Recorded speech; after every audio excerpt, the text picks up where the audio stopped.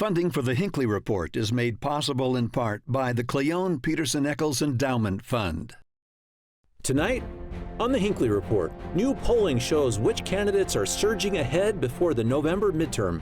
Recent released filings reveal what candidates are flush with cash and who is still struggling. And leaders discuss the state's billion-dollar surplus and how politics impacts the state's investments.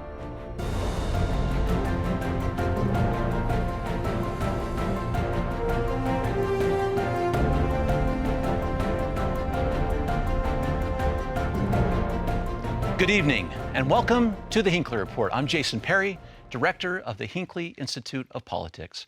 Covering the week, we have Dennis Romboy, editor and reporter with the Deseret News, Michelle Quist, columnist with the Salt Lake Tribune, and Marty Carpenter, president of 24/9 Communications.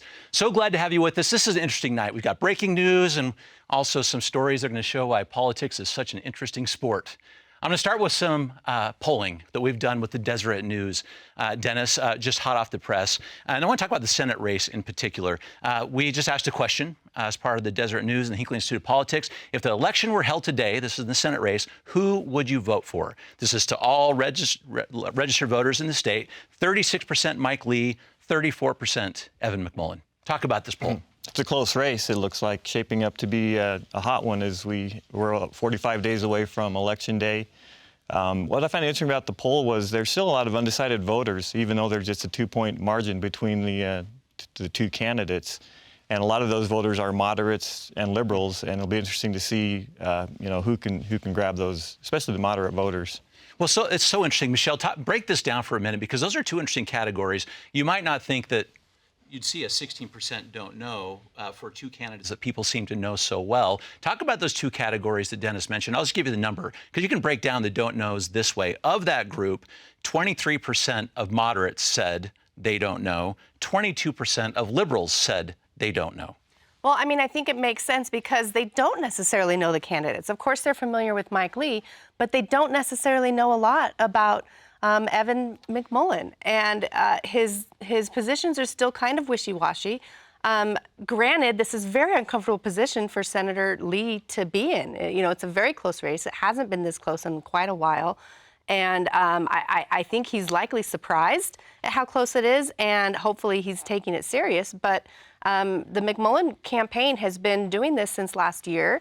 He announced with Democratic support from the state, and so the only ones who are, not on board are the far left.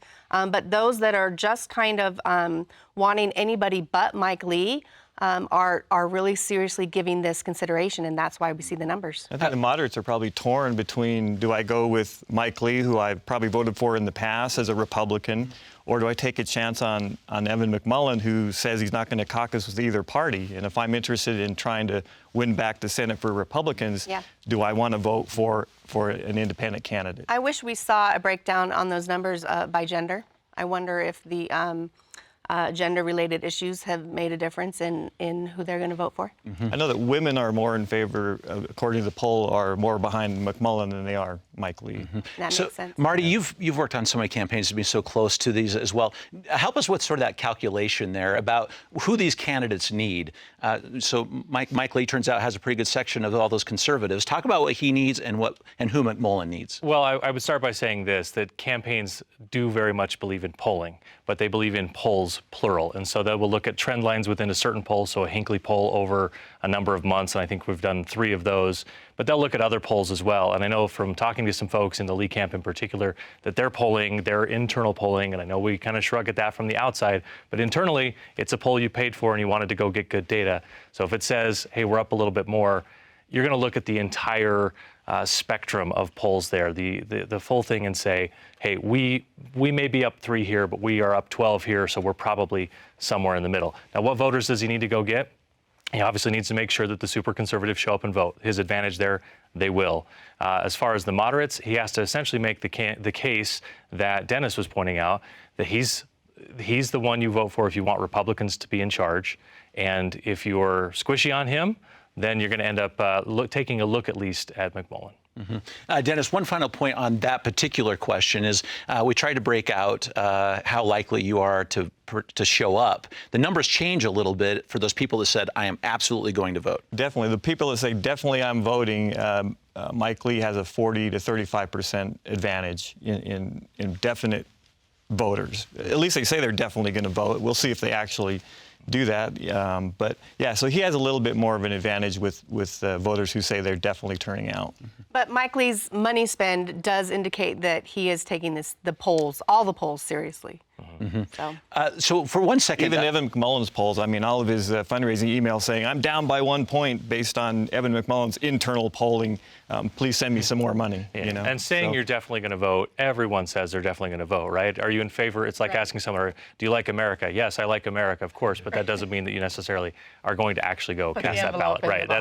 It might still be sitting on your desk or your kitchen table on November 9th. I was surprised there was a percentage or two of people who said they were not going to. It was always interesting. But Michelle, one more thing on this, because we look at the favorables as well. And one thing that the candidates are looking at is, the question is, do you approve or disapprove of the performance of Senator Lee? Of course, this is about Senator Lee because he's the one person in office. You can measure this over time.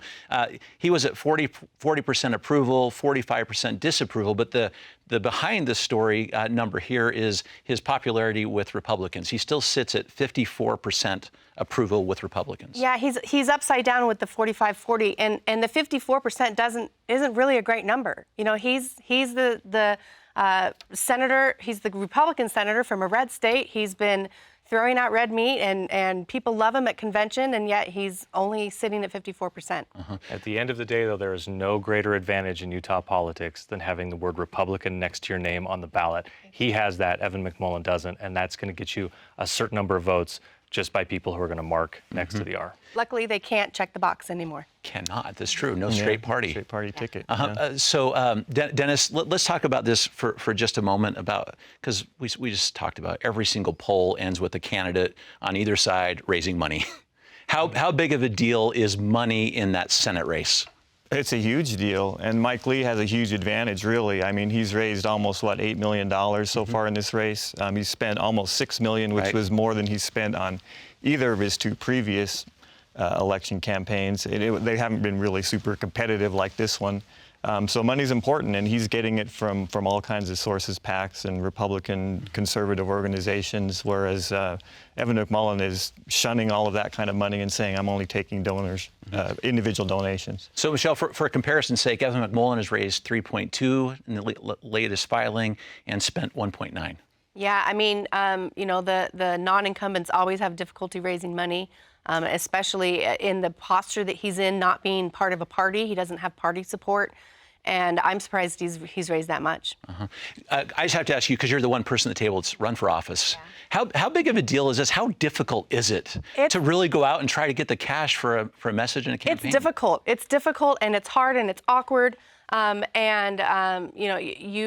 to get comfortable with it, and you have to get somebody who knows how to do it. And at the big money level, so you've spent. I've probably spent the most. You're the one who's run, but I've written the most checks from somebody else's fund.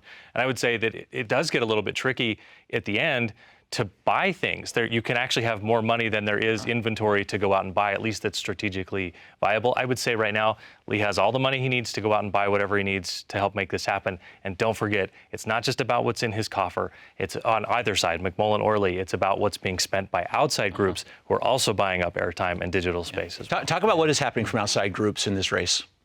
Well, I think you're seeing a lot of the interesting balance on the messaging positioning on this is that the campaigns get to spend, or at least let's take Lee, for example. He gets to spend on messages about how he's a good guy. And then the PACs come in and drop the hammer. Here's why Evan McMullen is evil. I don't know that we've seen it as much in reverse, although you're seeing outside spending on the McMullen side attacking Lee. But I can speak specifically to the Lee strategy that way, that they're letting the outside groups, or at least there's nothing they can do to stop the outside groups from having this kind of anti-messaging. But that's where you're seeing the balance. The outside money allows campaigns to go be good guys in how they want to message about themselves. Yeah, but the voter can rarely distinguish between who's paying for the message. And so if they see a lot of negative, they're going to assign it to whoever's campaign on behalf of that negative advertisement is. And so it's always a tricky thing to decide how to do that. We always say negative campaigning doesn't work in the state. I don't know that it doesn't work, honestly. Yeah, I don't know that that's true. yeah. We say that, but I don't know that that's true. I think people would wish that it doesn't work. It definitely does work because we are not fundamentally different beings than the rest of the country. Yeah, and that's exactly. We get more offended by it. Right, right. Oh, how could you? How could you do that? How could you say that? Which Yeah. in this case, I think, both sides have a way that they can use that negative to their advantage, because if you're going back to your earlier question about what type of voters or what does Mike Lee need to do,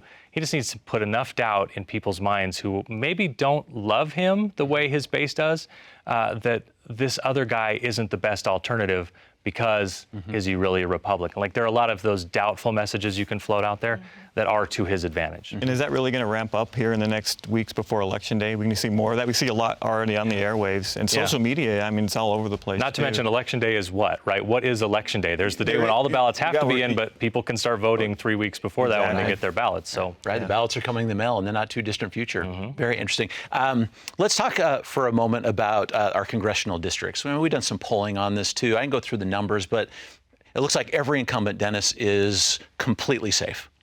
Completely safe. I don't know if there's any other way to say it. There's really no challenge from the Democrats. A couple of them are polling okay, but not near enough to take out any of the incumbent Republican congressmen. I mean, it's hard for the party to come together and run, help people run races, because the party kind of gave up at the beginning with the Senate race. So I would say the party kind of stepped out of the whole election, and they've left all down ticket candidates kind of flailing. They're all on their own, basically. So you say all these candidates are just doing their own stunts. Yeah. I mean, they likely have party help, but nobody's paying attention because the party has already dismissed itself. Some of them haven't raised any money even. So yeah, my biggest anxiety was that you were going to ask me to name the 4 Democrats running for the House seats, because I don't know that I could actually do that, even though you sent me a list of them last night, and I should have read through that and committed them to memory. But, at this point, those 4 races, we know exactly what's going to happen. So how do you position the Democratic Party? So with that backdrop, and considering even for the Senate race, the Democrats voted to not put forward Kel Weston and to support Evan McMullin. I think it's a really interesting time to be a Democrat in Utah, because you sort of didn't participate in the one, and the rest you probably could have not participated and nobody would have noticed. So I don't know exactly what the game plan and strategy is for the Democratic Party in the state. It's based in reality that they just don't have a lot of voters in the state. But I mean, they're in a tough spot, and I don't know that they've made their positioning better going into the next election cycle and the one after that. No, and we said this when they made this decision during the convention, was that they've done damage for the next 10 years. Like they'll need to. It'll take years for them to get credibility back. Is it worse to run a Democrat and lose, like in the Senate race, or is it worse to say we know we can't win, and then if Evan McMullin loses to Mike Lee, it's like, well, even if we try to run what I think somebody could say is a wolf in sheep's clothing, then even then we can't win. So that seems soul crushing to me. Go ahead. Well, we had a story a few months back asking, has the Democratic Party basically given up here in the state? In some ways, it looks that way. Not so much a Democratic Party as a Democratic get-together, right? Dinner party. Let's talk about some political intrigue, because some of these things are just you just haven't seen before. It's just so interesting. Because I'll tell you what, it's hard to be a candidate named Steve in Centerville. Okay, this is breaking news. Marty, give us what's happening there with this race. You have Trevor Lee, who won at convention. Steve Handy, who was in the legislature for a very long time, lost at convention, but was not done. But this is just a story that keeps on giving. This might be the most interesting race we have in the entire state. I know everyone wants to look at the Mike Lee, Evan McMullin race, but this one's actually really intriguing, because Steve Handy, known as a moderate in the House, doesn't go gather signatures, puts his fate to the delegates. That ends up being a bad gamble, and the delegates pick someone who may very well not be electable, even though I've said the best advantage you can have is having the word Republican next to your name. So Steve Handy runs a write-in campaign. I think he's got a shot to win, because he is fairly well known from being in the House for quite some time.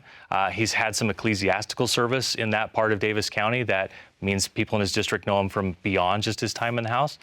This is the one, I don't know if I'd bet the money on Handy yet, but I won't be surprised if he's still in that seat come the 2023 generals. Okay, so interesting, and I want to correct you. This is Layton, adjacent to this district. But go ahead, Michelle, because I want you to talk about this and this latecomer. Well, yeah, this latecomer comes in and files also to be a write-in candidate, and his name is also Steve.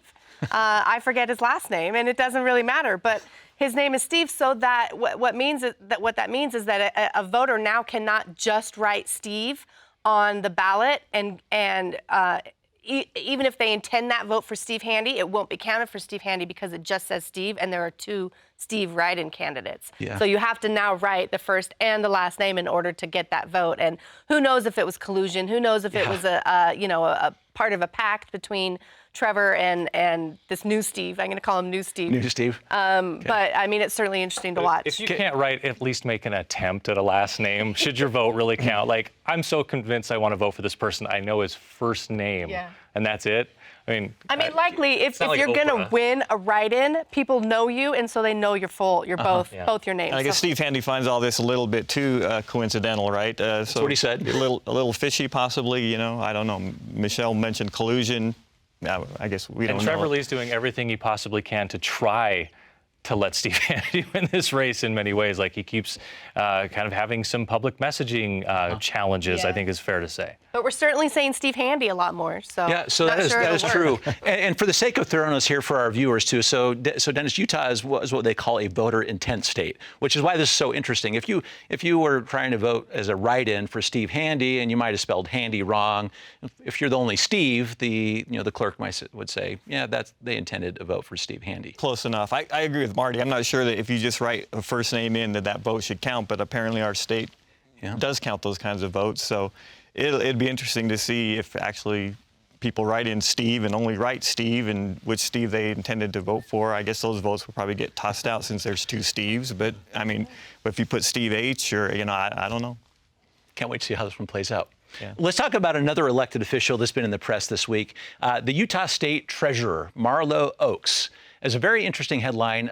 Marty, we'll start with you on this. When he announced that he's going to pull $100 million in state money out of the investing firm BlackRock. These are the asset managers because of a push they had on the environmental and social agenda. And BlackRock, I want to make sure I get this right. They're around $10 trillion in investments, so it's not like we're going to make them collapse by doing this. But it is some pushback from an elected official saying, hey, you're starting to judge us on things in a way that you're trying to push us into investing certain ways or acting a certain way or passing policies that are that align with a certain ideology.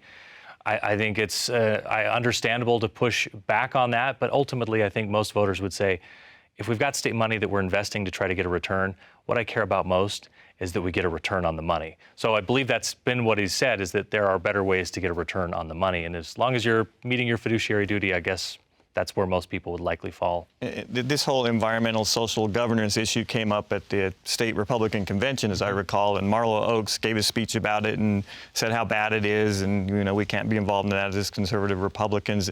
I think he got the largest ovation at the convention outside of what Mike Lee got by talking about this, and a lot of people don't really understand ESG, what it is, what it means. But yes, apparently gets people pretty riled up. I think he was popular at convention, but a typical voter might be uncomfortable to see their state treasurer start going on Fox News, right? Like this isn't really where we want our treasurer to be. And the BlackRock is one of the big 3 financial, and what they're trying to do is affect and reduce carbon emissions. And they can go through, they don't have to go through legislation and all the rigmarole of conventions and national or international organizations to go and affect change. And they can actually go and affect change by meeting with certain companies. And so I just think it's ironic that the treasurer is complaining about using environmental policy or using financial incentives to change environmental policy while he's using a financial calculation to, affect political policy. But if they want to change what the market force is, that's his reaction to the market force as well. And if we don't like this, we'll take our money somewhere else.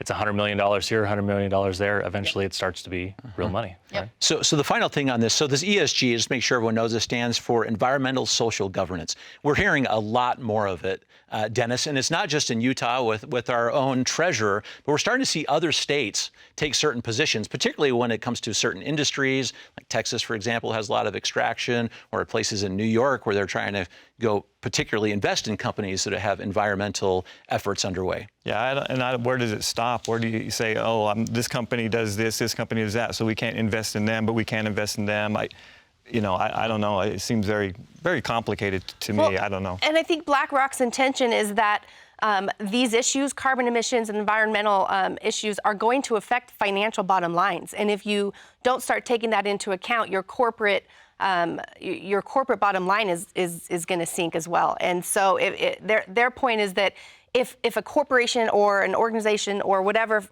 a fiduciary isn't looking at all the aspects that is affecting the bottom lines, then they're going to be short. So the question, though, becomes sort of take a personal political stance out of it, right? Are you comfortable with a group like this trying to push an agenda? Right now, if you're in the position where you say, I like that they're moving us in this direction on climate change, great. Now take it and make it the exact opposite. What if they were saying, we're pushing to prohibit abortion? Would you still be as comfortable with the same system being in place if they were pushing a different agenda? So if you're starting from the standpoint of, do we like this based on what they're trying to push? Now let's make it sort of the opposite and figure out, do you still like their general involvement in it, or do you just sort of align with that particular issue? That could be true if you think environmental issues are political. If you think environmental issues are just facts that affect the world, then it might be a little different. One more thing. So, Michelle, I want to ask you this question, because we talked about this when you were on the show during the last season about efforts on abortion and laws dealing with abortion. Last week on our show, we talked about this letter that came from several members of the legislature, including Kara Birkeland and several other. Carrie Ann Lisenby was the other one on this. So it was one of those things, those letters that sounded pretty harsh, and we had more traction on that issue this week. Yeah, well, and the letter included, citations to legal authorities, and it said that, we can't arrest you now and we can't penalize you now, but we certainly will prosecute you later. First of all, they're not attorneys. They shouldn't be sending legal letters on cover letters, House of Representatives cover letters. Second of all, they're legislators. They're not prosecutors. They can't threaten to prosecute somebody. And now they're saying that the new development is that they're saying, well, it was just our opinion, and we agree we'll follow the law. They should really double check it, or I don't know if anybody's editing them or what's going on, but there should be some kind of a double check before they release these things, because it's not the first time. Go ahead, Dennis. No, I was just thinking some of the people that signed that letter on House letterhead, they're candidates. They're not House members. I don't understand how you can put your name on a document purporting to be from the House of Representatives and you're not a member of the House. Not to mention there's an element of sort of stay in your lane. I think it's great if they have an opinion. I think it's great if they want to express their opinion. In a position where you're a member of the House, you are actually advantaged in doing that in a number of ways. You get to go pass the laws. You get to go work with your colleagues to pass those laws. Once they're passed, though, the legislative branch isn't the muscle other than creating new laws. The executive branch is the muscle, and when there's a disagreement between those two, the judiciary gets to decide. That's kind of the fundamentals of how the system's set up. Have your opinion, send the letter. I think you got to be real careful as a general legislative body to not get into that crossing the lane to where you're doing what the executive branch does. And the AG said he had nothing to do with this letter. Did say that. Okay, I'm going to end with another note. I want to talk about civilian politics. We had a very significant visitor this week at the Gary R. Herbert Institute for Public Policy. We had the former Vice President, Mike Pence, in the state of Utah giving a speech to students. I want to play a clip from that because he kind of got to the civility angle. Let's watch this clip. I truly do believe that here in the year 2022 and in the years that follow, the American people have an opportunity to restore our national unity, to rebuild the bonds that unite us and renew the promise of every American of every race and creed and color if we build on a foundation of freedom. And I would submit if we continue to allow the angry, radical voices on the extremes to keep dumping toxic waste into the headwaters of culture, our politics, will only get more poisonous over time. Dennis, give us a comment on this speech. It's interesting because we know him well, and this context is interesting. It's interesting given the fact that he worked for perhaps the most uncivil president that we've had, and he's calling for civility. Yes, I agree with all. Who doesn't agree with what he had to say? You know, I mean, the interesting question coming out from that was, is he going to run for president or not? Yeah. So Michelle, that's what I'm wondering, right? So people are looking at a message like that, and they think, I wonder if we're going to see that guy on the ballot. Yeah, I don't know. And he said, you know, I'll let you know, or you know, he didn't. It's not determined from that he's telling us anyway. I don't know.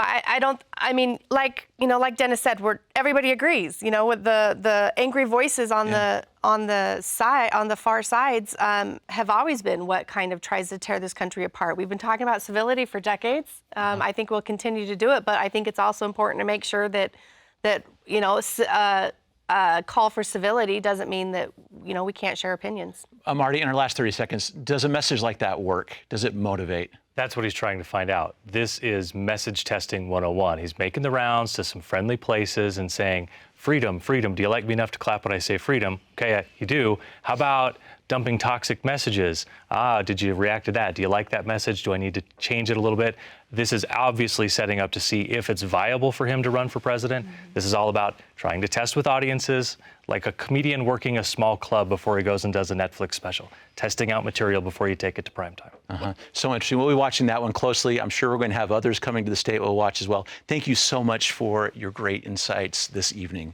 And thank you for watching the Hinckley Report. This show is also available as a podcast on pbsutah.org/Hinckley Report or wherever you get your podcasts. Thank you for being with us. We'll see you next week.